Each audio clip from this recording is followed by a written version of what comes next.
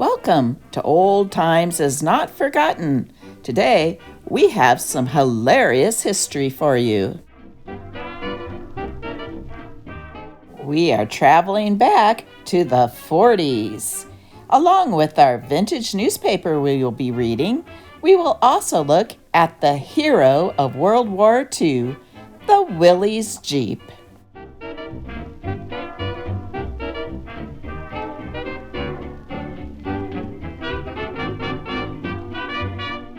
Today's paper is the Pittsburgh Post-Gazette from the 1940s. These Jeeps could go anywhere. They were tough. Let's start today by listening to a Jeep's own story about what it was like to serve in the armed forces. That's me over there, the second one in line. And I am a very sad Jeep my first day as a civilian. Here I am with a medical discharge, and it looks like I'm ending up in a junkyard.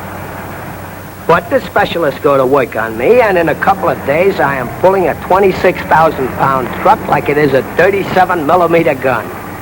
Naturally, when the word gets around that me and a dozen of my buddies are discharged from the Army, the telephone lines into Chicago are jammed. And the lucky man to get me is one Fred Heine, the mayor of Lucas, Kansas. You could have knocked me over with a pedestrian at the first job the mayor gives me, hauling a load of real live pinups. The big pitch is a war bond rally. And naturally, being fresh from the fighting fronts, I am the chief attraction. Especially as I am making my first appearance as a civilian. A very important event. And pipe those civvies, huh? Fancy seat covers and a red paint job. I help unload a great many war bonds that day. And I get a chance to study the pinups, which I had never seen in the flesh before. They're nice machinery, all right. The next day, the mayor turns me over to the missus, who is a very fine lady, although I find out later a little heavy on the clutch. I towed her around, calling on the neighbors, shopping in town. But at the bottom of my carburetor, I am not a happy Jeep at all. And the pinups say I am a very cute character indeed, so I'm on my best behavior. But all the time, I keep thinking what my old outfit would say if they could see the work I was doing now. The Jeep was never cut out for this kind of life. But I am getting worry lines for nothing. Because one day I find a wagon attached to my rear end, and I am working. I began to change my mind about the pinups.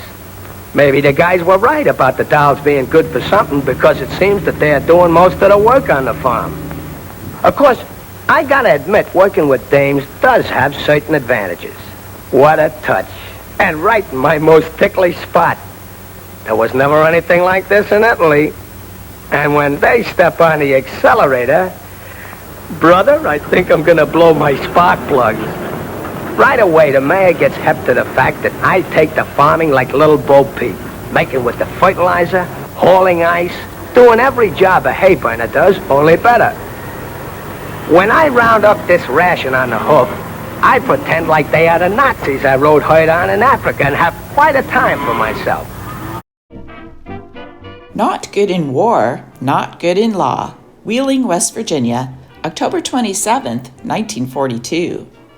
Arden Stutler and John Duggan, members of a religious sect who described themselves as conscientious objectors to military service, pleaded their own cases without success in the federal district court today.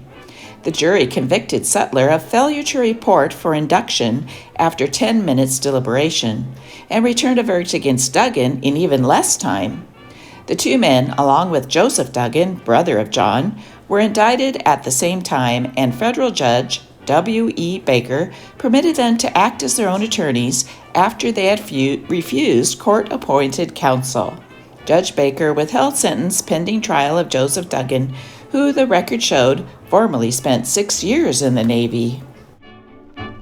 Here's someone with a temper. Calls wrong drink. Zanesville, Ohio, October 27, 1942. Howard Lloyd, 18, walked into a Main Street ice cream parlor and ordered a sarsaparilla with marshmallow. but was told no such concoction was available. An argument with a waiter led to a fistfight, and Lloyd was arrested. He was fined $10 and costs for assault. These soldiers loved their Jeeps so much, some of them even tried to take them home with them. Yank, mailing home Jeep by installments. A device which looks into mail packages and has detected thousands of contraband articles mailed home by servicemen was demonstrated for newsmen today. The demonstration of the inspectoscope was staged by Major Walter S. Palmer, who said that one enterprising overseas soldier was busily sending home a dismantled army jeep. Another soldier, when halted, was mailing back a fully equipped dental office. The jeep lover was detected through inspection by the instrument of 5 bulky packages. I think, if I'm not mistaken, he had mailed the back seats by then. This week he's smuggling out the front seats.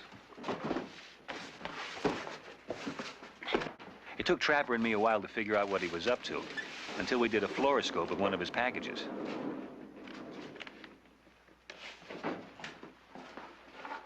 And found out he was mailing a Jeep home, piece by piece. What's in the box? Toys for the orphans, sir. Oh, let me give you a hand. Would you please, sir? Radar's not the first guy to do this, of course. It's an old Army bit. I wouldn't be surprised if one of George Washington's soldiers hadn't mailed home a horse one piece at a time. Air Corps films of an Army Jeep, once ready to be scrapped, but rescued from the junk pile by 2 soldiers of the 9th Service Squadron on Morotai Island. The car was rebuilt with parts found in airplane scrap piles and other salvage materials. The engine was given a thorough overhauling. The streamlined hood is a section of a P-47 belly gas tank. The fenders were once P-38 belly tanks. The radiator grill is made of .50 caliber ammunition track. Bumpers are of aluminum Bombay braces. Doors are of aluminum sheet metal. Wind deflectors are plexiglass. The top is of canvas duck. This redesigned and reconstructed Jeep is now the most popular vehicle on the island. Let's see what's playing in a Pittsburgh movie house in the 40s. Wow, at the Berry Theater, it costs 22 cents or 36 cents. And they're playing the giant of all thrill shows, Gunga Din. It says, out of the stirring glory of Kipling's India, they roar. 3 fighting, loving, swaggering sons of the reckless battalion. I have no time for love. It interferes with my work. Yet I'm only human, says Charles Strickland in Somerset Moms, The Moon and Sixpence. Ooh, this one sounds exciting. It's sing time, it's swing time, it's springtime. Betty Grable, John Payne, Carmen Miranda, Harry James and his music makers, and Cesar Romero in Springtime in the Rockies. Ooh, in living Technicolor. She's come to town to stay, my sister Eileen, held over again and moves today to the Harris Senator Theater, 27 cents till 1 p.m. Let's read more information about that movie. Stardom in just one short year, Janet Blair. In one short year, Altoona's Miss Blair has gone from obscurity to stardom. She achieves the latter definitely in Columbia's hit comedy, My Sister Eileen, which goes to the Senator today after 3 big weeks at the Harris Theater.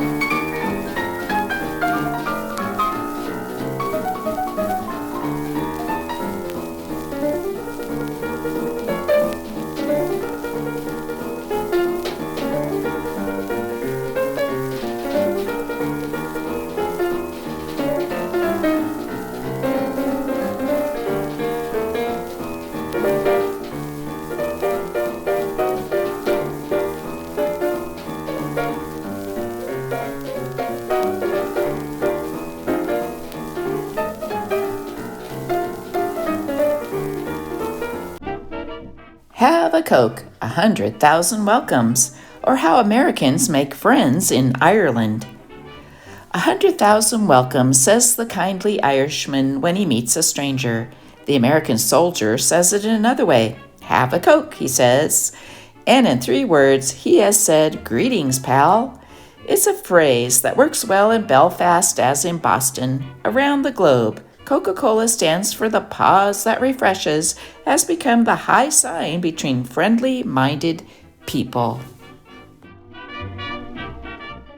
Coughs can help the enemy. Pine Brothers Glycerin Tablets. Coughs still your strength. They slow up your war effort. Get quick relief by soothing your dry throat with Glycerin Plus, 10 cents. Lose your ration book? Gas or sugar? They're pretty valuable these days. So, if yours gets lost or mislaid, don't hesitate. Phone a lost ad right away to the morning paper. The cost is less than 60 cents a day on the required 3-day basis. Just call Atlantic 6125 anytime between 8 a.m. and 8 p.m. Remember, it's the morning paper for lost and found ads.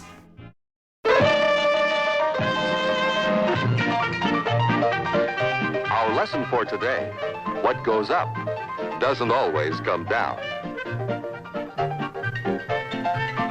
Especially when it finds such a good spot from which to look at the grand array of specialized Jeep-approved equipment that will do just about any job better. There's the trencher for digging ditches and the backfill grader blade for filling them. There's the wrecker boom for pulling ordinary stalled vehicles, the snowplow, the backhoe. All these and many other work-saving devices are controlled from Jeep vehicles' 3 power takeoff points: the front, the middle, and the rear. When you own a Jeep vehicle, you have a versatile workhorse that performs a myriad of jobs with the many items of Jeep-approved equipment. Look for this seal. Phone your Jeep dealer for a look at the full line of Jeep 4-wheel drive vehicles and an eye-opening demonstration. Look him up tonight. Call him up tomorrow.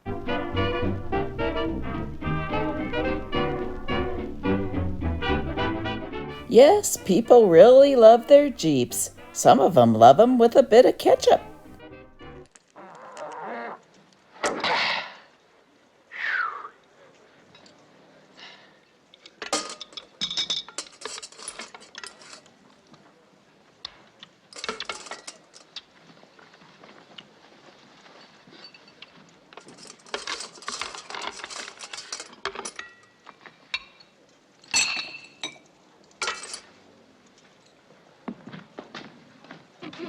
Hi, Claire. How's it going?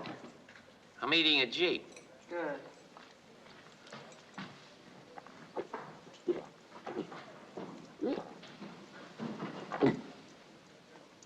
Watch this.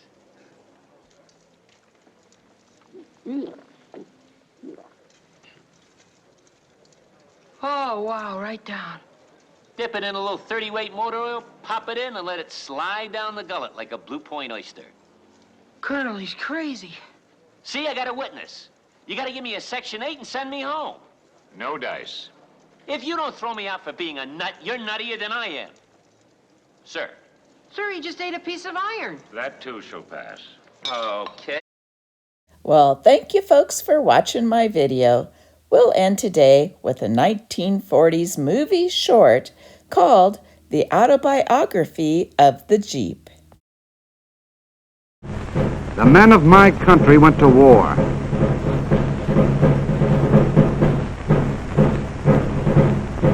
The automobiles of the times of peace were stock. They were stored away for the duration.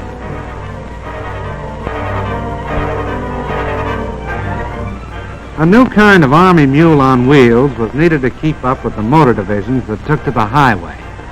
And that's what I was going to be. The job of figuring me out was given to the automobile industry. Every year, men like these have designed a new and more beautiful collection of cars. These new models were presented like debutantes at auto shows that were the social events of the season. In the hands of these experts, there was no telling just what I might turn out to be. A beautiful sedan, maybe, with all the gadgets and devices. A handsome roadster, maybe a peacock. They worked on me and worked, and finally, here's what came out. Can this be an automobile, men wondered? Looks more like a four-wheel Beetle, one of them said.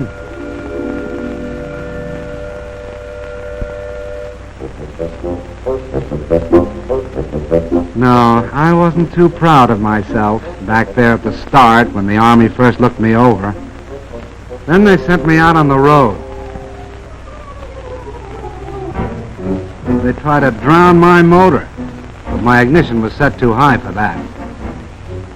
They tried to break my back on roller coaster roads. When I held together, it looked as if the Army and I might somehow get along because they gave me a nickname.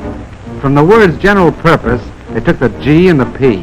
They called me Jeep. It sounded more like a noise than a name. Then it really began. I was sent out on maneuvers. This Army was getting tough. Could I keep up with them? Was I good enough? How did I know? All I could do was keep my fenders straight, my gears grinding, and hope for the best.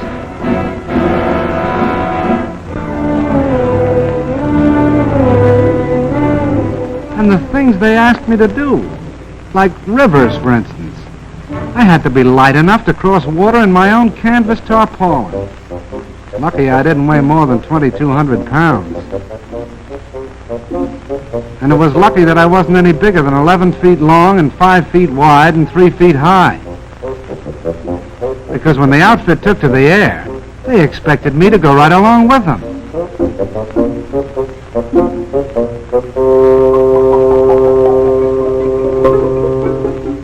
One day it'd be airplanes. The next it'd be a transport glider.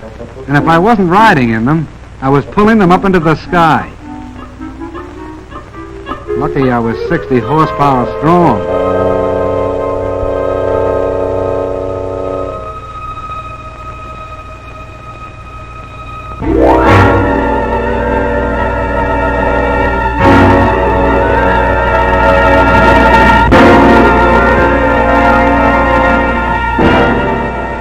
The Army was getting tougher, preparing itself for the big offensives that were coming. And I had to get tougher to keep up. I'll say one thing, no matter what they asked me to do, pull cannon, break my own road through the underbrush, or keep moving at better than 70 miles an hour, it was no worse than what my driver was ready to do himself. The American soldier and I got along fine, like a good rider and a horse. We got to be pals. But even so, I had my doubts. Most of the machines around me had proved themselves in battle. I was still on probation.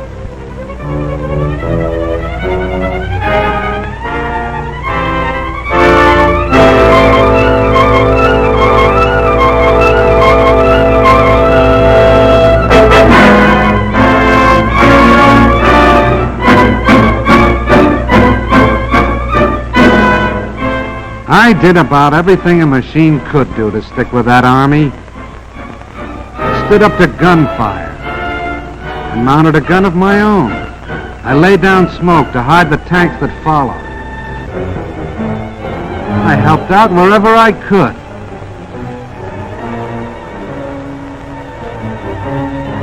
I even learned how to splash across rivers.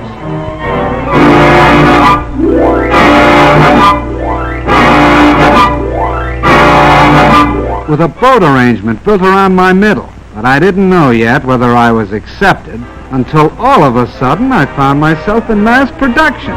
It meant only one thing. I was a success. I was getting turned out one every 2 minutes. 30 Jeeps an hour. What do you think of that? All of a sudden, I found that I was a popular kind of character. I was marching right up there in front with the band. I was meeting movie stars, and we went out driving together. We sold war bonds right down the streets of Washington, D.C. itself. I was a success. I got all set to go traveling. They credit me up for shipment overseas to do the job I was built for.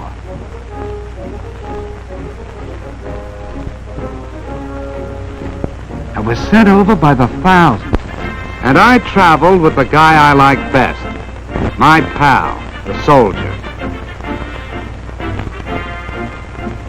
Wherever he goes, I go. And let me tell you, we land together on a lot of different shores.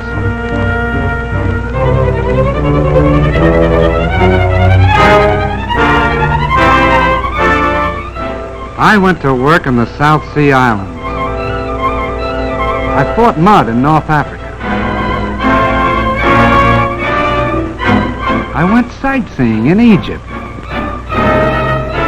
And in China, I teamed up with General Stilwell, with General Chennault and his Flying Tigers. I kept from freezing up in Alaska and from boiling down in Timor. I traveled with General MacArthur in New Guinea. I was a success. I hobnobbed with famous people like Wendell Willkie, with King George, and Queen Elizabeth. I went out with presidents. I was with Mr. Roosevelt in Casablanca. And I was part of the victory in North Africa. I was a success. But the thing that makes me a success most of all is this. I've made a friend. I mean the soldier. Wherever you see one of us, the other won't be far behind. And that goes for now, when we're heading together, and for after the war, when we'll be building together. Because the rumor is going around that the Jeep is here to stay.